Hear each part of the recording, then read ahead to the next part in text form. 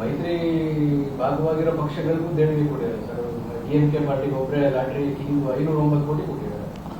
ಅವನು I think is ಅವ್ರದ್ದು investigation ಆಗಬೇಕು. ಹೌದು, ಎಲ್ಲದಾಗಲಿ.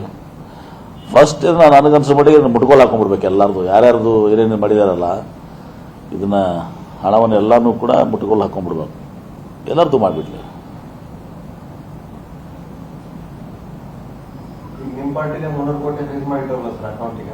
ಆಯ್ತು, ಮಾಡಲಿ, ಅವ್ರದ್ದು ಮಾಡಲಿ, ನಮ್ದು ಮಾಡಲಿ, ಎಂಟೈರ್ ಮಾಡಿಬಿಡ್ಲಿ. ಎಲ್ಲ ಏನೇನು ಇದೆಯಲ್ಲ ಇನ್ಕ್ಲೂಡಿಂಗ್ ಎಲ್ಲನೂ ವಸೂಲಿ ಮಾಡಲಿ. ಯಾಕಂದರೆ ಈ ಪಾರದರ್ಶಕತೆ ಇಲ್ಲ.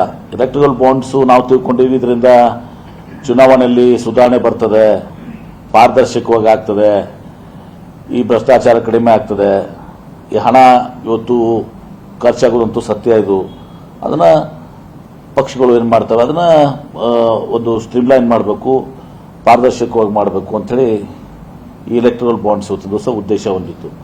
ಆದರೆ ಅದು ಇವತ್ತು ದಿವಸ ದುರುಪಯೋಗ ಆಗ್ತಾ ಇದೆಯಲ್ಲ, ಆಗಿದ್ದು ದುರುಪಯೋಗ ಆಗಿದೆ.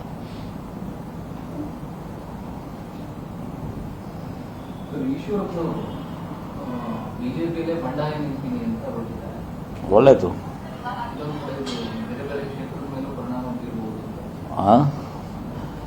ಈಶ್ವರಪ್ಪನವ್ರಿಗೆ ನಮ್ಮ ಸಂಪೂರ್ಣವಾದಂಥ ಬೆಂಬಲ ಇದೆ. ಅವರಿಗೆ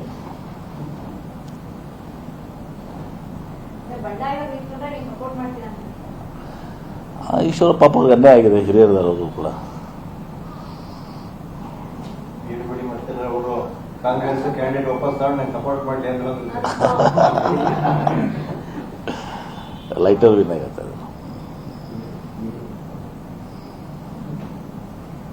ಈಗ ನರೇಂದ್ರ ಮೋದಿ ಅವರು ಬರಗಾಲ ಇದ್ದಾಗ ಬರಲಿಲ್ಲ ರಾಜ್ಯಕ್ಕೆ, ಚುನಾವಣೆ ಆದ ತಕ್ಷಣ ಇದು 2ನೇ ಸರಿ ರಾಜ್ಯಕ್ಕೆ ಬರ್ತಾರೆ.